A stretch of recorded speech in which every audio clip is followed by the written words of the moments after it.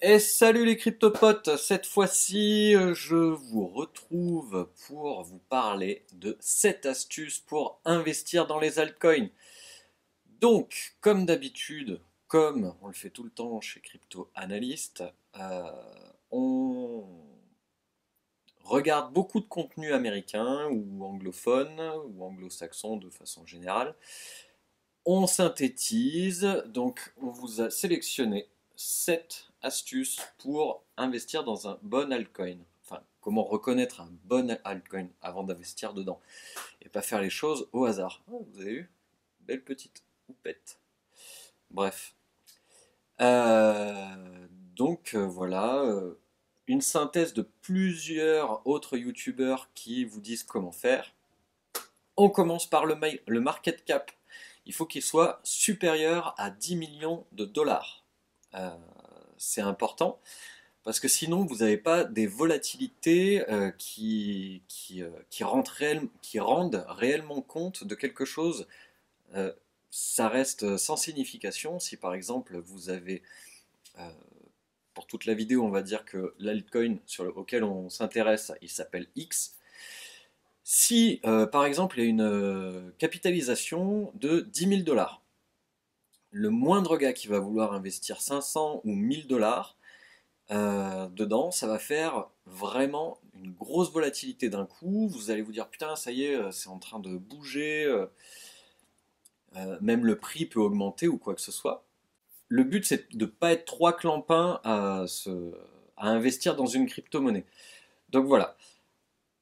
Maintenant, si vous avez décidé malgré tout d'investir, comment est-ce que vous allez récupérer votre argent si, comme on le disait dans cet exemple, il n'y a que 10 000 dollars de market cap, de capitalisation de marché donc. Ça veut dire que vous pouvez en acheter, peut-être, c'est même pas sûr que vous puissiez en acheter, mais quand bien même vous arrivez à en acheter sans souci, comment est-ce que vous allez pouvoir le revendre? Parce que s'il y a si peu de capitalisation, il y a vraiment peu de chances qu'il y ait d'autres personnes qui veuillent acheter. Donc, petite capitalisation, peu d'intérêt, donc peu de possibilités d'avoir une demande croissante et conséquente. Crypto qui capitalise au moins à la hauteur, voilà, donc au lieu de ça, dites-vous bien une chose, si une crypto vaut un minimum le coût pour investir dedans, il y a au moins 10 millions de dollars dedans. Et comme ça, vous pourrez entrer et sortir un petit peu quand vous voudrez, assez facilement, et donc ça c'est plutôt cool. Deuxième astuce, les contrats à venir avec une entreprise réelle. Donc, toujours notre petit exemple. Pour l'instant, vous êtes le seul, admettons, dans la presse spécialisée, ça va me donner des exemples, sur le journal du coin ou sur Cointelegraph ou je ne sais quoi d'autre. Euh, Vous savez que Intel est en pourparlers avec Microsoft, avec Coca-Cola, je sais pas, peu importe.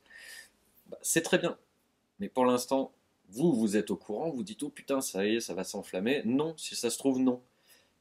C'est juste qu'ils sont en train de discuter avec eux, et vous êtes au courant parce que vous êtes euh, passionné de crypto-monnaie, vous êtes avec de la presse spécialisée ou des vidéastes spécialisés, donc voilà. Par contre, là où ça change, c'est si véritablement il y a un contrat qui se signe avec une entreprise réelle qui a déjà de la confiance dans le monde traditionnel des entreprises. Imaginons Microsoft ou Nike ou je ne sais qui. Et du coup, là, la crypto va vraiment prendre gros potentiel en crédibilité. Et là, c'est le bon moment. Euh, Surtout que il y a de fortes chances que si vous avez vu passer une information dans la presse spécialisée, quand ça passera dans les médias mainstream, vous serez déjà un petit peu au courant, vous aurez pu placer une bille ou deux. Donc voilà, il faut voir aussi si l'altcoin va pouvoir, par ce contrat, se démocratiser par rapport à son offre.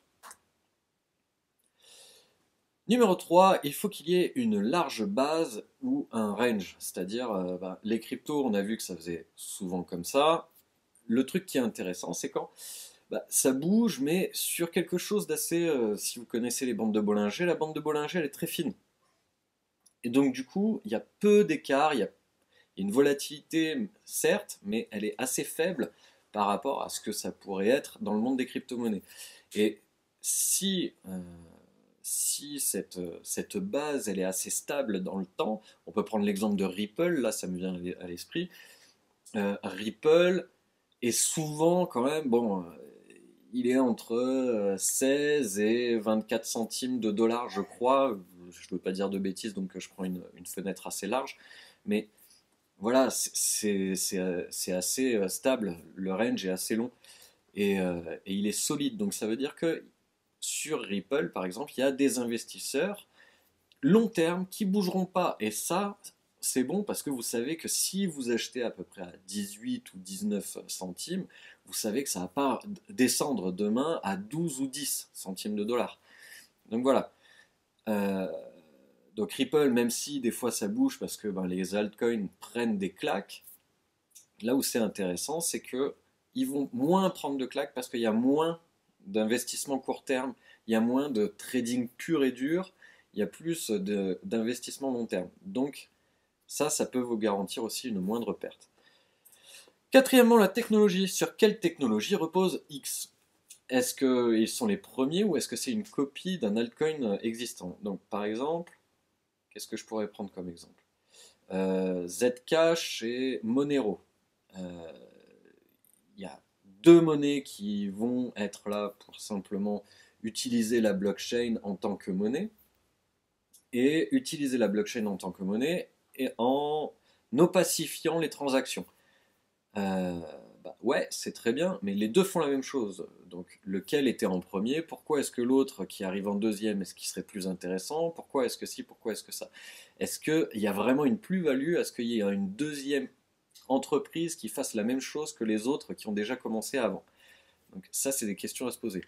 Si oui, ils peuvent être les meilleurs, hein, voilà, à part profiter de la blockchain d'une ICO de token qu'apporte X. Voilà. Donc j'ai déjà tout résumé ce que je voulais dire par rapport à ça. Il n'y a pas que la technologie de la blockchain. Il faut que l'altcoin amène quelque chose de plus, quelque chose de nouveau, quelque chose de différent. Et ça rejoint le point numéro 5, les problèmes à résoudre par cette technologie. Est-ce que X sait mettre sa technologie à profit? Alors, on vous a marqué quatre exemples. Golem, BAT, Ethereum et Monaco. Si vous regardez bien, Golem, c'est génial. C'est vraiment génial. Cette technologie, ce qu'ils apportent en plus, c'est absolument fabuleux. Le problème, bah, c'est que moi, le premier, quand j'ai commencé à acheter des altcoins, bah, j'ai acheté que du Golem. Erreur. C'était pas forcément la meilleure chose à faire. Pourquoi? Parce qu'ils ne sont pas encore viables. Le truc ne fonctionne pas encore. BAT, c'est un autre souci, c'est pas encore assez connu. Donc ça peut être à la fois un avantage si on investit en long terme, mais si vous investissez en court terme, je suis pas certain que ce soit vraiment une bonne chose. Ethereum, on sait que bah, il y a une grosse demande, que là la technologie est vraiment mise à profit par tout ce qui va être demande, ICO et compagnie. Donc c'est très très intéressant. Et Monaco, on peut même se demander si bah, est-ce que c'est pas à l'encontre même de la crypto-monnaie en elle-même, tout ce que donnent les crypto-monnaies comme plus-value. Est-ce que Monaco, avec leur système de paiement par carte de crédit, c'est pas un retour en arrière? Bon, bref. Ça, vous êtes seul juge, vous faites ce que vous voulez. Mais regardez bien chaque problème qui est censé être résolu par un altcoin avant de vous dire que c'est un bon altcoin, que c'est une bonne technologie et que c'est une bonne entreprise. Quoi qu'il en soit, vous pensez vraiment que le problème que X cherche à résoudre est pertinent ou non? Si vous pensez que c'est vraiment pertinent, que ça va répondre à un problème de masse et que c'est viable presque tout de suite, non pas comme Golem, eh ben faites-le. L'équipe qui est derrière, est-ce que on a affaire à de parfaits inconnus ou est-ce que ce sont des gens qui ont déjà de la bouteille et qui donc du coup vont d'emblée donner une crédibilité? C'est ce que je dis, attention les deux. Je vais me tenir à mon plan. Euh, je vais reprendre l'exemple de BAT, du Basic Attention Token. C'est très bien ce qu'ils font, comme je l'ai dit, mais pour l'instant ils ne sont pas encore assez connus. C'est dommage parce que pourtant leur développeur phare, c'est le gars qui avait, alors, vérifiez quand même ce que je dis, hein, mais de tête, c'est le gars qui a créé Mozilla Firefox. Donc il a de l'expérience dans ce qu'il amène. Il a déjà réussi dans ce domaine et là il se repointe avec un nouveau truc où on sait qu'il a déjà réussi dedans. Donc c'est hyper. Enfin, on peut être que optimiste par rapport à ça. Mais voilà, après, des gens qui sont complètement inconnus au bataillon, des nouvelles équipes avec des jeunes peuvent tout à fait amener quelque chose de génial et qui va très bien fonctionner. Donc c'est pas un problème il faut pas que ce soit forcément de la renommée, mais disons que c'est plus facile de s'imaginer que ça va fonctionner parce que il y aura d'ores et déjà une meilleure visibilité, une image de sérieux et donc forcément ils seront plus crédibles. Donc pour ça, je pense qu'une équipe qui est connue, ou en tout cas dont on connaît les travaux antérieurs, c'est un sérieux avantage par rapport à une équipe nouvelle et qui doit faire toutes ses preuves. Et enfin, on vous a sélectionné en dernier point le nombre de coins. Quelle est la rareté de X? Est-ce qu'il y en a 50 millions de pièces ou est-ce qu'il va y en avoir 500 milliards? Si, enfin, ça va jouer bien évidemment cette rareté ou non sur le prix d'achat, sur la capitalisation et tout, mais il faut aussi que vous sachiez, parce que si on prend l'exemple du Bitcoin, je crois qu'aujourd'hui on est entre 16 et 20 millions. De tête, je sais même plus, je sais plus parce que des fois je lis 16 et des fois je lis 21, mais je crois que on s'en fout. En tout cas, à la fin, il y en aura 51 millions. 51 millions, c'est pas énorme. Et du coup, à la fin, avoir un bitcoin, ce sera un 51 millionième. Si par contre vous avez un bitcoin sur 500 milliards, c'est. Voilà, vous n'avez pas besoin d'un dessin. Et par contre, là où ça peut être intéressant, c'est que un coin euh, qui va en avoir 500 milliards, admettons, souvent au départ, le prix va être très très bas. Donc, si vous avez un petit budget et que vous voulez simplement commencer à trader petit à petit, vous entraîner après faire du paper trading, commencer à trader des altcoins comme ça peut être intéressant aussi parce que du coup, vous pouvez des, avoir des gros potentiels de mouvement ou quoi que ce soit, mais avec des tout petits budgets. Donc même avec 10 euros, vous pouvez déjà acheter, je sais pas, 1000 ou 1500 unités de tel ou tel altcoin. Donc voilà.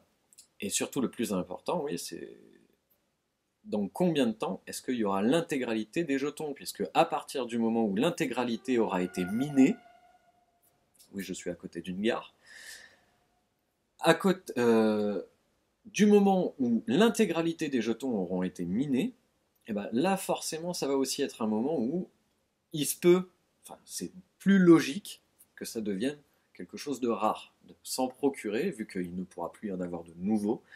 Ça crée de la rareté à ce moment-là, même s'il n'y avait pas de rareté auparavant. Voilà.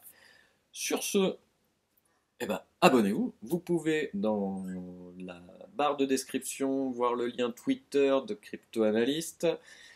Pensez que ce qu'on fait ici, c'est vous aider pour que vous puissiez réfléchir à votre plan de trade, réfléchir avant d'agir. Formez-vous et évitez les erreurs inutiles. Sur ce, n'oubliez pas que le meilleur investissement, ça reste le long terme. Et à très bientôt. Ciao!